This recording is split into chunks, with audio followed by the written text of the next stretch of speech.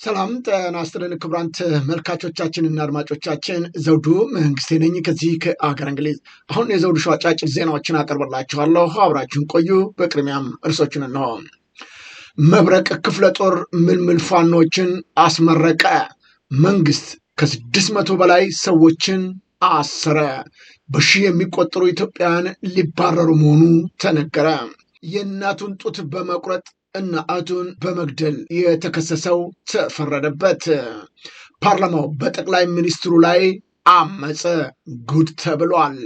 የሽመልስ ሆስፒታል መተኛትም ሐሰት ነው ተባለ። ታዋቂው የፊልም ባለሙያም አረፈ። አሁን ወደ ዝርዝሩ እንሄዳለን። አብራችሁን ቆዩ። የመብረቅ ክፍለ ጦር ለወራት ያሰለጠነች ምልምል ፋኖችን ማስመረቁ ታወቀ።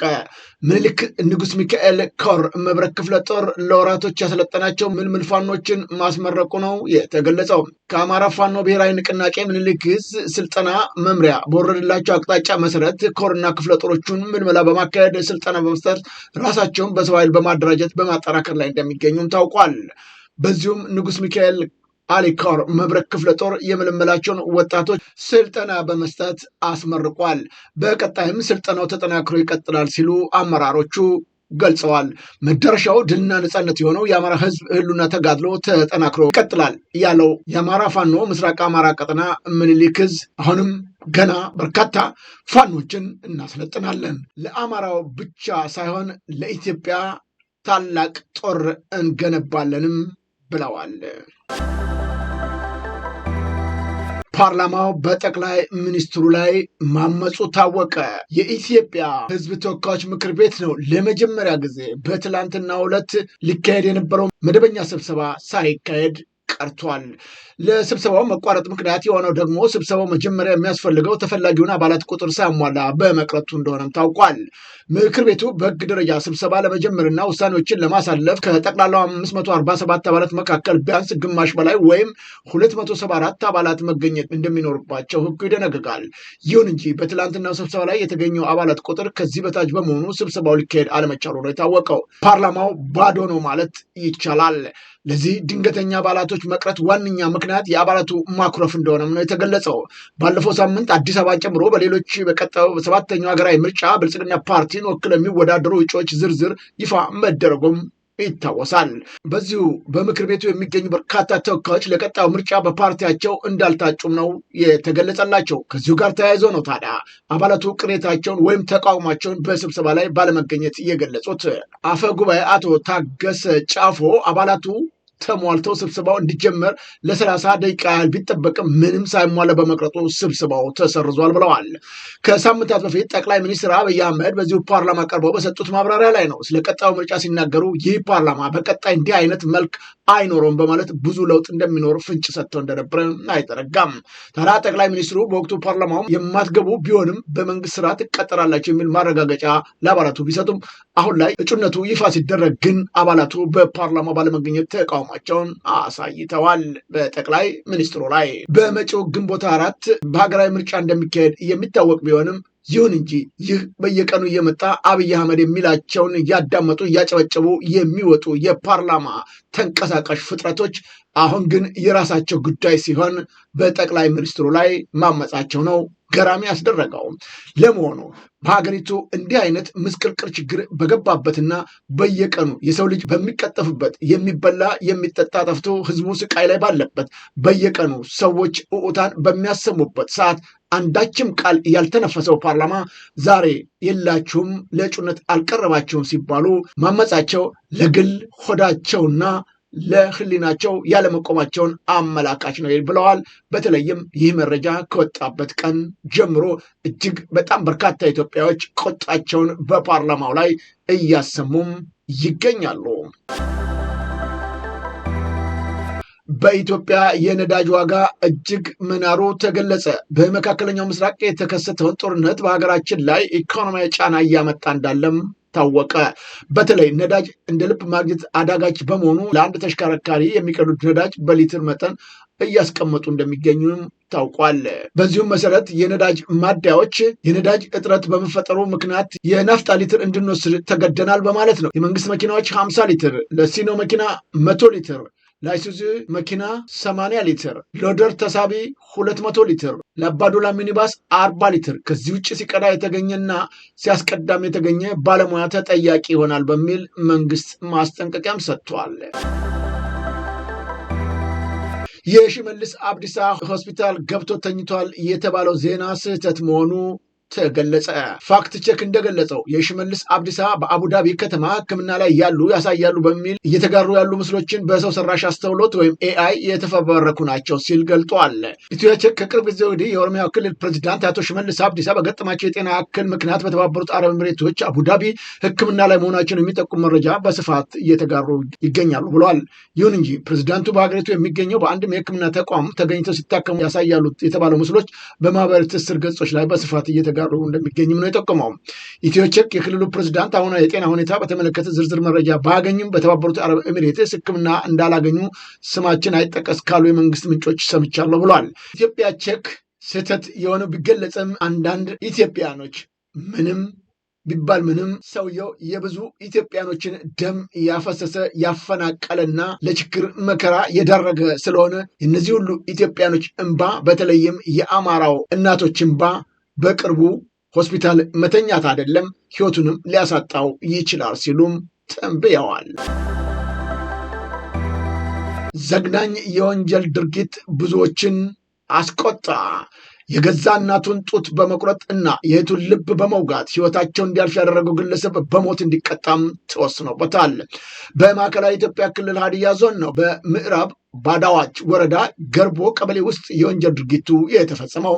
የክልሉ ፖሊስ የሚዲያ ክፍል ኃላፊ ምክትል ኮማንደር ታጁ ነጋሽ እንደገለጹት ተከሳሽ ሰንበቱ መንገሻ ወንጀሉ ለመፈጸም አስቀድሞ ባቀደው መሰረት በመኖሪያ ቤቱ ውስጥ በሮች በመዝጋት እናቱን በሳንጃ አንገታቸውን፣ ሆዳቸውን፣ ጀርባቸውን በመቁረጥ እንዲሁም ጡታቸውን በመቁረጥ ህይወታቸው እንዲያልፍ አድርጓል ሲል ገልጿል። በመቀጠልም ድርጊቱን አይታ ጩኸት ያሰማችው እህቱም በተመሳሳይ ስለት መሳሪያ ልቧና ጀርባዋን በመጉዳት ህይወቷ እንዲያልፍ አድርጓል።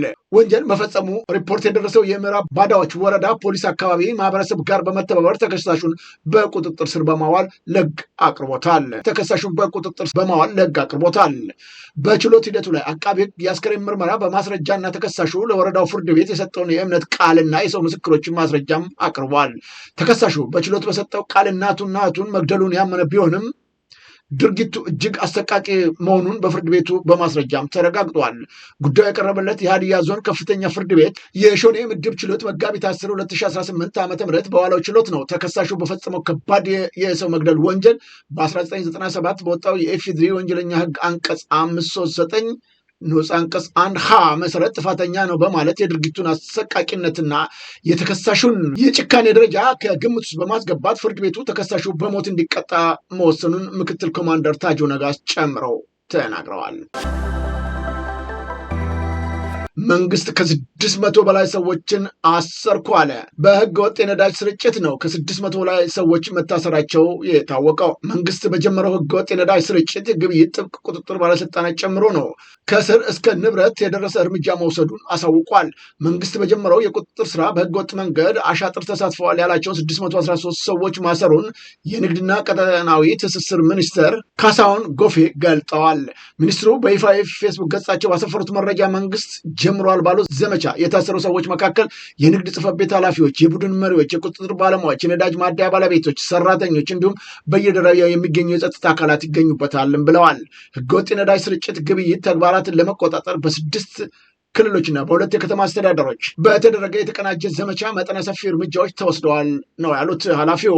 መጋቢት 12 2018 ዓ.ም ድረስ በዘመቻ በተወሰደው እርምጃ በአጠቃላይ 250 ሺህ ሊትር ቤንዚል እና 198 ሺህ ሊትር ናፍጣ በህገወጥ መንገድ ሲዘዋወር እና ጥቅም ላይ ሲውል ተይዞ መወረሱንም ሚኒስትሩ ጠቁመዋል።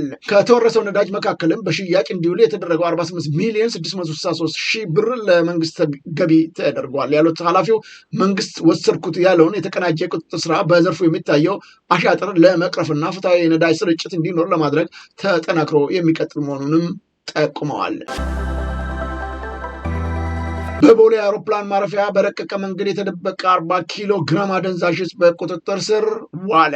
በኢትዮጵያ ብሔራዊ መረጃና ደህንነት አገልግሎት የአቪዬሽን ደህንነት ባለሙያዎች በተደረገ ጥብቅ ክትትል ነው በቦሌ ዓለም አቀፍ አውሮፕላን ማረፊያ በትራንዚት ሊተላለፍ የነበረው ከፍተኛ መጠን ያለው የካናቢስ አደንዛዥ ዕፅ በቁጥጥር ስር መዋሉ የተነገረው።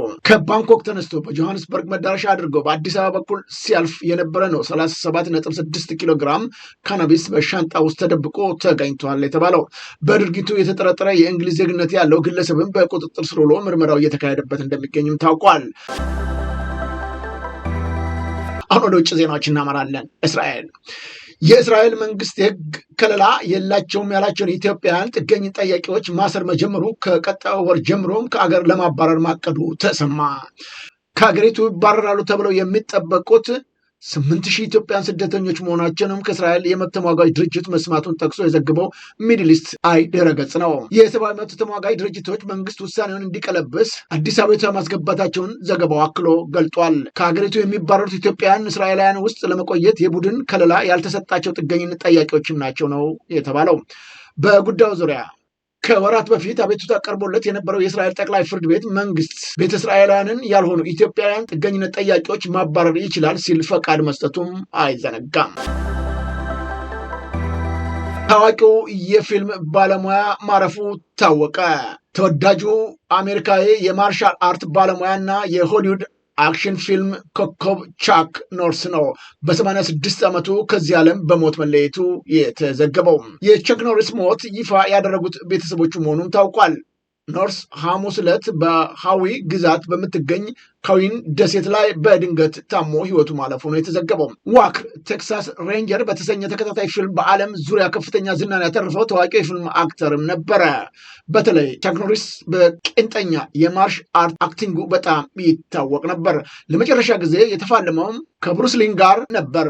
የቻክ ኖሪስ ቤተሰቦች በኢንስታግራም ማህበራዊ ትስስር ገጻቸውን ባወጡት ጥልቅ የሐዘን መግለጫ የተወደደው ቻክ ኖሪስ በድንገት ከዚህ ዓለም በሞት መለየቱን በከባድ ሐዘን አሳውቀዋል። አሜሪካ በኢራን ላይ በከፈተችው ጦርነት በየሰከንዱ 1.8 ሚሊዮን ብር እያወጣች ነው ተባለ። አሜሪካ በዚህ ዘመቻ እስካሁን ያወጣችው ወጪ 25 ቢሊዮን ዶላር የተሻገረ ሲሆን ይህ በየሰከንዱ በአማካይ $11,500 ወይንም 1.8 ሚሊዮን ብር ወጪ እየተደረገ መሆኑን የፔንታጎን መረጃ አመላክቷል። ይህ ማለት አንድ ሰው አይኑን ጨፍኖ ሲከፍት በ10 ሺዎች የሚቆጠር ዶላር ለዘመቻ ይፈሳል ማለት ነው። ፕሬዚዳንት እስማኤል ኦመር ጊሌ ከአንድ ተፎካካሪ ብቻ ለ6ኛ ዙር ሊወዳደሩ መሆኑ ጉድ አስባለ። የጅቡቲው ፕሬዚዳንት እስማኤል ኦመር ጊሌ በመጪው ሚያዝያ 10 በሚካሄደው የብሔራዊ ምርጫ ደካማ የፖለቲካ ድጋፍ ካላቸው አንድ ታዋቂ ጋር ብቻ እንደሚፎካከሩ በይፋ ተገልጿል። ለ27 ዓመታት ስልጣን ላይ የቆዩት የ78 ዓመቱ ፕሬዚዳንት እስማኤል ኦመር ጊሌ ለ6ኛ የስልጣን ዘመናቸውን ለማራዘም ወደ ምርጫ የሚገቡት በፓርላማ አማካኝነት የዕድሜ ገደብ እንዲነሳ ካደረጉ በኋላ ነው። ሮብ ምሽት በወጣው ይፋዊ መጋቢ የህግ ጋዜጣ መሰረት የፕሬዚዳንቱ ብቸኛ ተፎካካሪ የቀድሞው የገዢው ፓርቲ አባልና ምንም አይነት የፓርላማ ወንበር የሌለው የዲሞክራሲ ማዕከል ሲዲዩ ፓርቲ መሪ መሐመድ ፋራህ ሰማታ መሆናቸው ታውቋል። የፖለቲካ ተንታኞች የምርጫውን ውጤት አስቀድሞ መገመት አዳጋች እንዳልሆነ እየገለጹም ይገኛሉ። ፕሬዚዳንት ጊሌ እንደ አውሮፓ ዘመን አቆጣጠር በ2021 በተካሄደው ምርጫ 97 በመቶ ድምፅ በማግኘት ማሸነፋቸው አይዘነጋም። የዲሞክራሲ መሸርሸርን በመቃወም ከኃላፊነታቸው የለቀቁት የቀድሞ ፕሬዚዳንት አማካሪ አሌክሲስ መሐመድ ለደህንነታቸው ዋስትና በማጣታቸው ምክንያት እጩነታቸውን ማቅረብ እንዳልቻሉም ለዜና ምንጩ ገልጸውለታል። ዓለም አቀፍ የሰብአዊ መብት ተሟጋቾች ድርጅቶች የጅቡቲ መንግስት ተቃዋሚዎችን ያፍናል በሚል በተደጋጋሚ የሚወነጀልበት ሲሆን ድንበር የለሽ ጋዜጠኞች እንደ አውሮፓ ዘመን አቆጣጠር በ2025 የፕሬስ ነፃነት መረጃ ጠቋሚ ሀገሪቱን ከ180 ሀገራት 168ኛ ደረጃ ላይ አስቀምጧታል። የዓለም አቀፉ የሰብአዊ መብት ፌዴሬሽን በበኩሉ በጅቡቲ የሚካሄደው ምርጫ ነፃ አይደለም ሲልም ይተቻል። ግብፅ ኢትዮጵያን ተከትላ ኤሚሬት መግባቷ ታወቀ። የግብፁ ፕሬዚዳንት አብዱልፈታህ አልሲሲ በትላንትናው ዕለት ነው ወደ ተባበሩት አረብ ኤሚሬቶች አቡዳቢ በማቅናት ከሼህ መሐመድ ቢን ዛይድ ጋር መወያየታቸው ታውቋል። ከግብፁ ፕሬዚዳንት አስቀድሞም ጠቅላይ ሚኒስትር አብይ አህመድ ባሳለፍነው ሳምንት ወደ ተባበሩት አረብ ኤሚሬቶች በማቅናት ከሼህ መሐመድ ቢን ዛይድ እንዲሁም ከዱባይ ገዢ ጋር በሁለትዮሽ ቀጠናዊ ዓለም አቀፍ ጉዳይ ዙሪያ በስፋት መምከራቸው ይታወሳል። ሁለቱም የሀገር መሪዎች ቢሆኑም በግብፅ በኩል ያለው ለሀገሩ ጉዳይና በኢትዮጵያም በኩል የህዳሴ ግድቡና ሌሎችም ላይ ጫና ለመፍጠር እንደሆነ ይታወቃል። ጠቅላይ ሚኒስትር አብይ አህመድ ግን ግብፅ ለምታደርግብን ተጽዕኖ መፍትሄ ለመፈለግ ሳይሆን የራሱን ህዝብና ወገን ለመጨፍጨፍ የሚረዳውን ገንዘብ ለመጠየቅ መጓዙ ነው አንዳንድ የፖለቲካ ተንታኞች የሚናገሩት። ኢራን በ48 ሰዓት ብቻ በ13 ሀገር ላይ ጥቃት ፈጸመች። ባለፉት 48 ሰዓት ውስጥ ነው ኢራን የጥቃት አቅጣጫዋን ከጦር ሰፈሮች ወደ ኢነርጂ ማዕከላት በማዞር በ13 የገልፍ ሀገራት ላይ መጠነ ሰፊ ጥቃት እየሰነዘረችው። እስራኤል በኢራን የደቡብ ፓሪስ የጋዝ ማዕከል ላይ ላደረሰችው ጥቃት አጸፋ ነው የተባለው ይህ እርምጃ በ8 የገልፍ ሀገራት ቁልፍ የነዳጅና የጋዝ መሰረተ ልማቶች ላይ በከባድ ጉዳት አድርሷል። እንደ መረጃው ገለጻ ከሆነ በኢራን ሚሳኤሎች ኢላማ የተደረጉት ሳውዲ አረቢያ የራስ ታኑር ሳምሪ እና ሻይባ የነዳጅ ማጣሪያዎች፣ ኩዌት ሚና አልሐማድ እና ሚና አብዱላህ ማጣሪያዎች፣ ኤሚሬት ወይም ዩኤኢ የሩዋንስ ማጣሪያ፣ ፋጀራህ ተርሚናል እና የጋዝ ማሽኖች፣ ኳታር የራስ ላፋን የነዳጅ ማዕከል፣ እስራኤል የሃይፋ የነዳጅ ማጣሪያ፣ ኢራቅ ኦማን ባህሬንን ዋና ዋና ወደቦች የኃይል ማመንጫ ጣቢያዎች ላይ መሆኑ ታውቋል። ይህ ታሪክ ታይቶ የማይታወቅ የተቀናጀ ጥቃት በዓለም አቀፍ የነዳጅ ገበያ ቀጠና ደህንነት ላይ ከፍተኛ ስጋት ደቅኗልም ነው የተባለው። አሜሪካ ኔታንያሁ በኢራን የነዳጅ ተቋማት ላይ ጥቃት እንዳይደገም መክሬያለሁ አሉ ትራምፕ። ፕሬዚዳንት ትራምፕ በመካከለኛው ምስራቅ ያለውን ጦርነት በቅርቡ ሊያበቃ እንደሚችልም በሰጡት መግለጫ ነው የጠቆሙት። እስራኤል በኢራን የነዳጅ ማጣሪያዎች ላይ ስለፈጸመችው ጥቃት አስቀድሞ መረጃ እንዳልነበራቸው የገለጹት ትራምፕ ጠቅላይ ሚኒስትር ኔታንያሁ መሰል ጥቃቶች እንዳይደግም ማሳሰቢያ መስጠታቸውንም ተናግረዋል። በተያያዘም የፔንታጎን ኃላፊ ፔቲ ሄግስ በኢራን የነዳጅ መውጫ ላይ የተፈጸመው ጥቃት ከአሜሪካ እውቅና ውጭ መሆኑንም አረጋግጠዋል። በመጨረሻም ሶማሊያ የሶማሊያ ፌዴራል ፓርላማ አባላት በሳውዝ ዌስት ግዛት ቡሃ ሀካባ በተባለ አካባቢ የሚንቀሳቀሱ የኢትዮጵያ ወታደሮች ከግዛቲቱ መንግስት ፍላጎቶች እንዲንቀሳቀሱ ያደርጋሉ በማለት መክሰሳቸውን የግዛቲቷ የዜና ምንጮች ዘገቡ። ለግዛቲቷ ወገንተኛ የሆኑት የፓርላማ አባላቱ የኢትዮጵያ ወታደሮች የፌዴራል መንግስቱ በአካባቢው የግዛቱንና መንግስት የሚቃወሙ ታጣቂዎችን እንዲደራጁ ፈቅደዋል በማለትም መውቀሳቸው ዘገባዎቹ ጠቅሰዋል። በተያያዘም ግዛቲቷ ከተያዘው ሳምንት ጀምሮ ከፌዴራል መንግስት ጋር ግንኙነት ማቋረጧን ተከትሎ የውጭ ጉዳይ ምክትል ሚኒስትሩ ይስሐቅ ሙርሳን ጨምሮ 3 ምክትል ሚኒስትሮች በፈቃዳቸው ከስልጣን መልቀቃቸውንም ዘገባዎቹ አመልክተዋል። ከፍተኛ ባለስልጣናት ከስልጣን የለቀቁት የፌዴራል መንግስቱ በግዛቲቷ የውስጥ ጉዳይ ጣልቃ ገብቷል በማለት ነው። ክቡራን ተመልካቾቻችንና አድማጮቻችን ለአሁኑ ያቀረብኩላችሁ የዘውዱ ሾው አጫጭር ዜናዎች እነዚህን ይመስሉ ነበረ።